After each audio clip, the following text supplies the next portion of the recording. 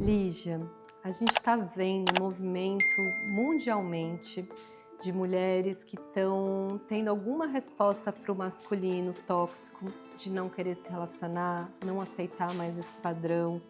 Na Coreia do Sul, por exemplo, surgiu o movimento 4B, que é não casar, não ter filhos, não namorar, não fazer sexo com os homens. Né, uma resposta clara ao padrão de toxicidade com o masculino, né, que as mulheres não aceitam mais. No Brasil a gente não tem um movimento social como na Coreia, mas a gente vê expressões do feminino muito parecidas como essa. Se fala em celibato voluntário, detox de homem, até férias. Tá solteira, amiga? Tá de férias dos homens. E então tem alguma coisa acontecendo, né, na sociedade, nessa mudança de comportamento.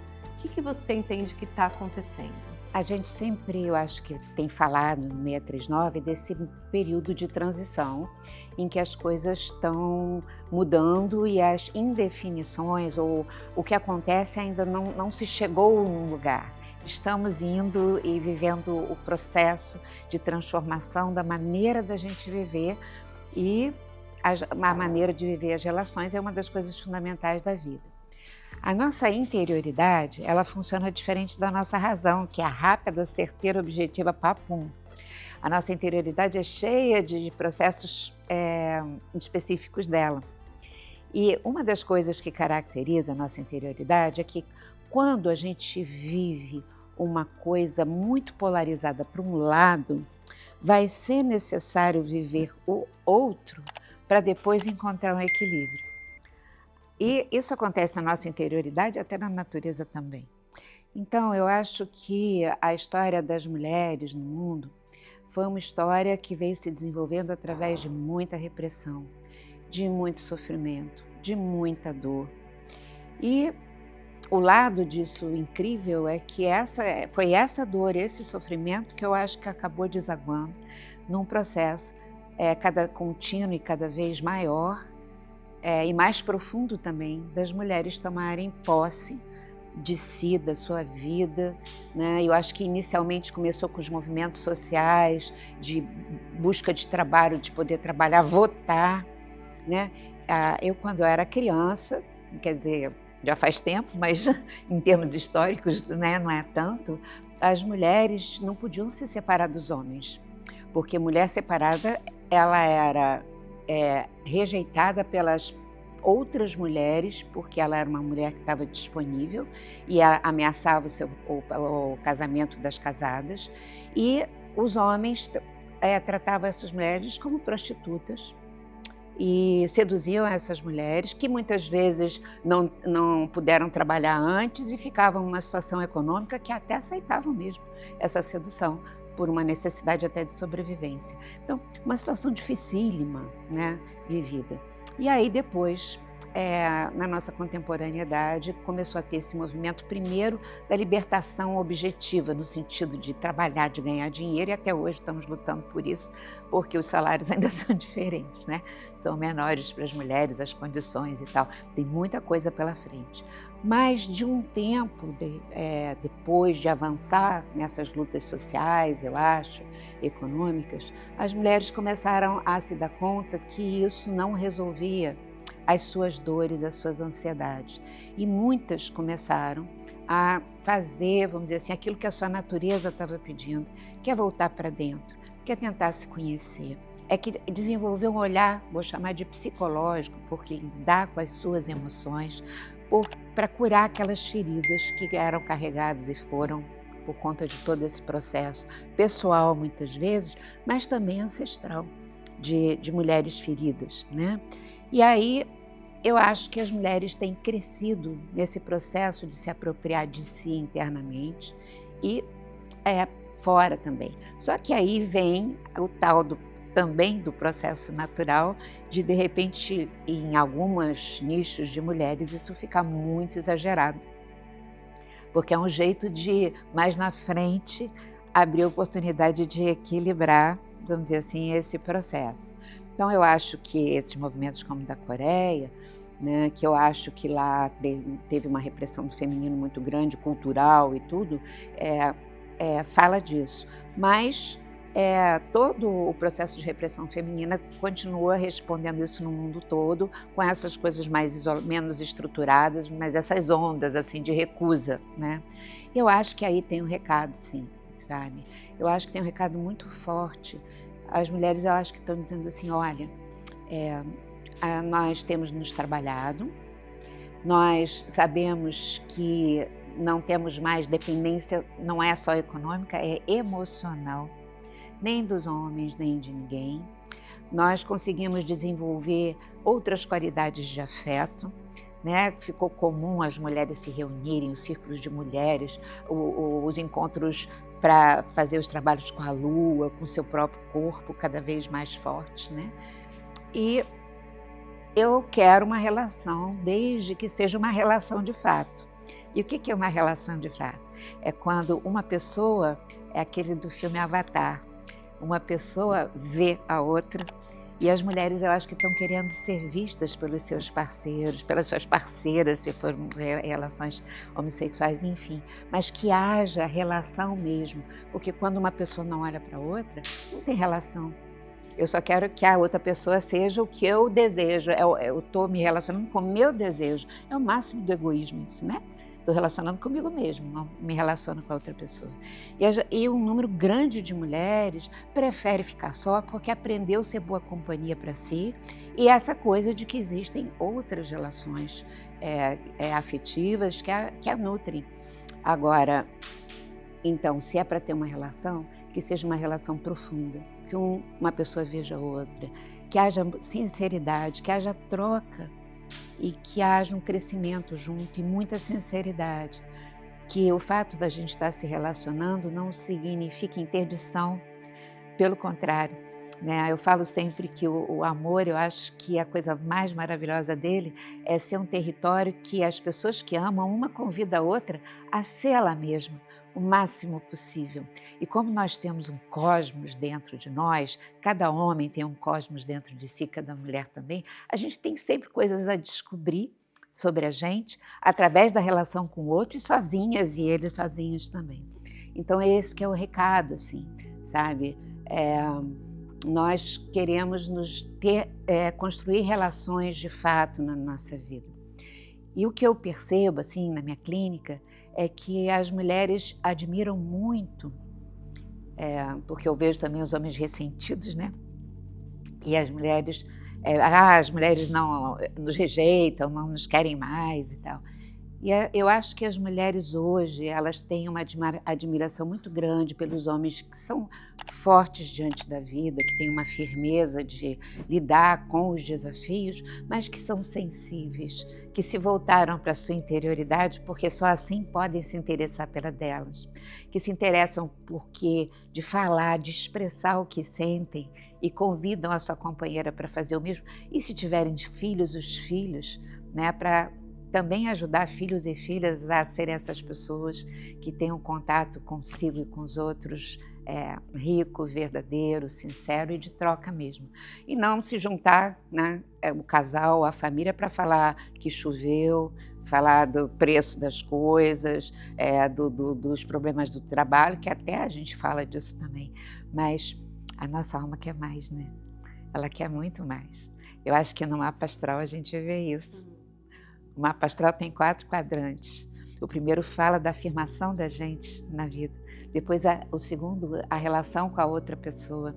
O terceiro, o significado maior da nossa vida e das relações que a gente estabelece. E o quarto fala de transcendência. Nós temos um anseio de ir além, sabe? E de nos relacionarmos com a vida de uma forma muito ampla.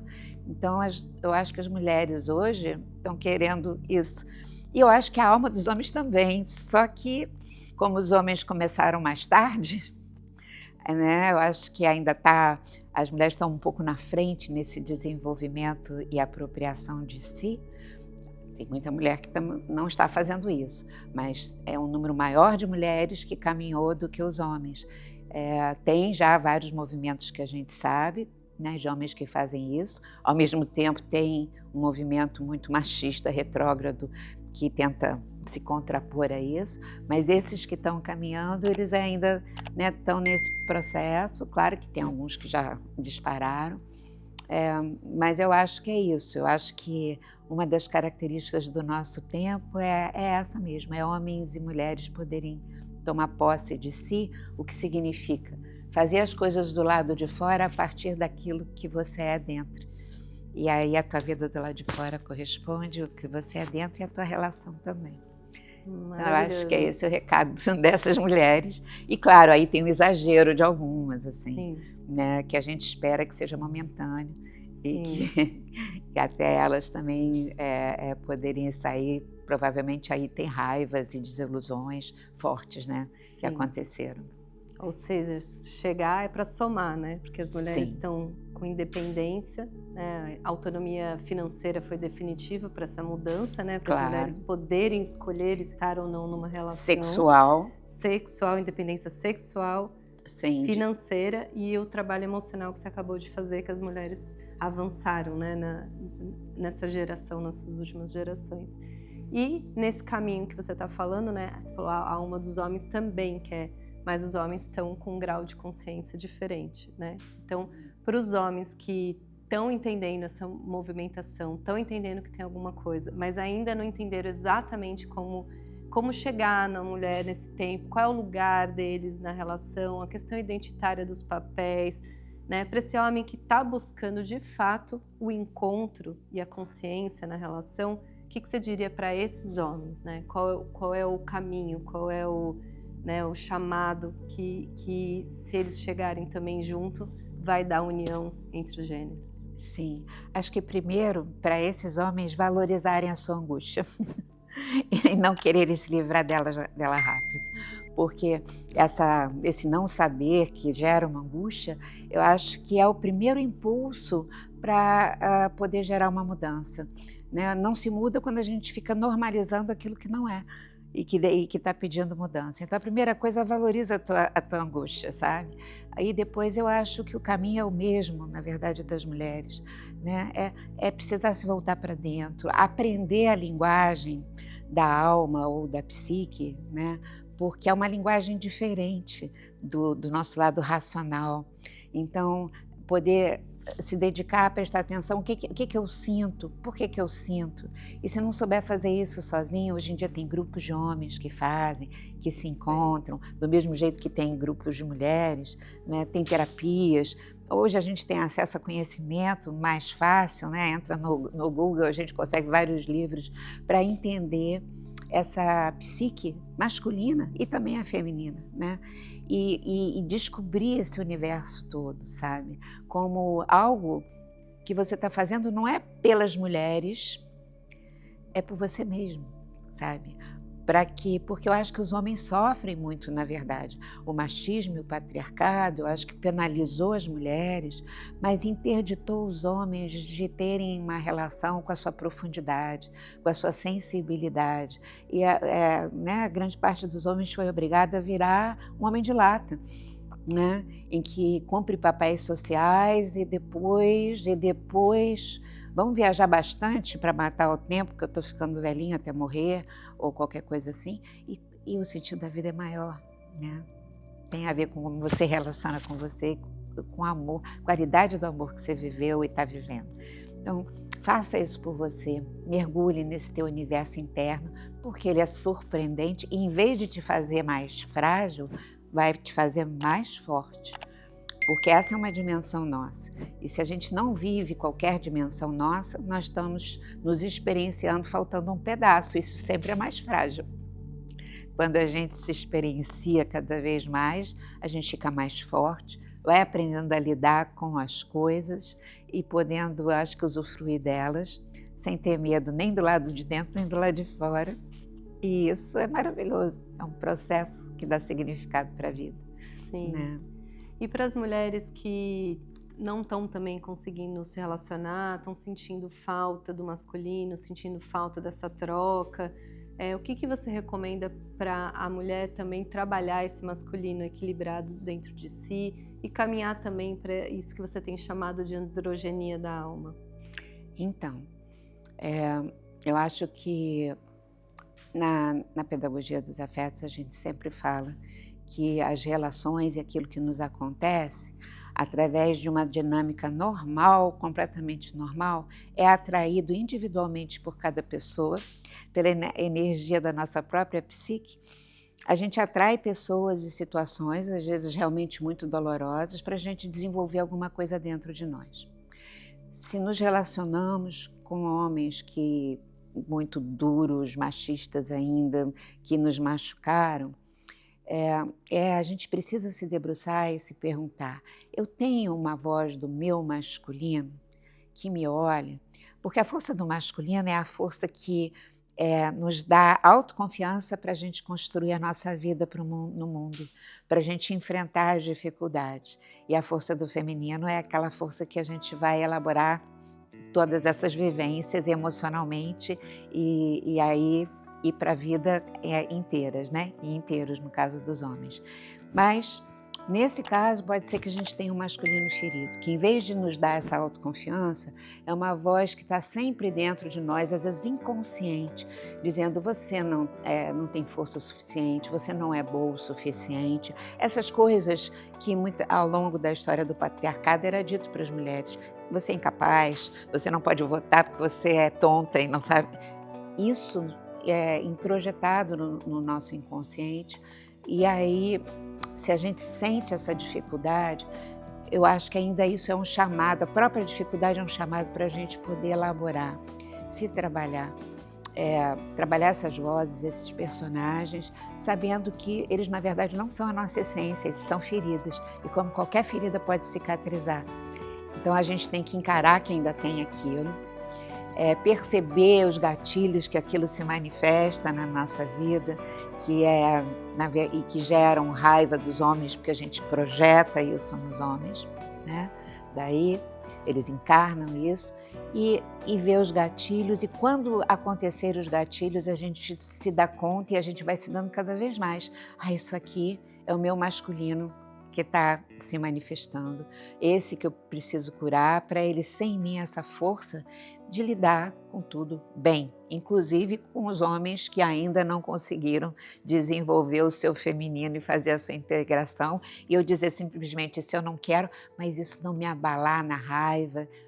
Quando a gente fica grudado, a raiva é necessária, às vezes, para a gente dizer não, mas se a gente fica carregando o resto da vida, a gente está prisioneira lá daquelas relações difíceis que a gente viveu para trás, daquele masculino ferido dentro da gente ainda. Merecemos ser muito livres e muito inteiras. Então, eu acho, continue se trabalhando. Porque, naturalmente, quando a gente vai se integrando mais, essa energia psíquica que eu falei, a gente não precisa ficar preocupado de encontrar uma pessoa.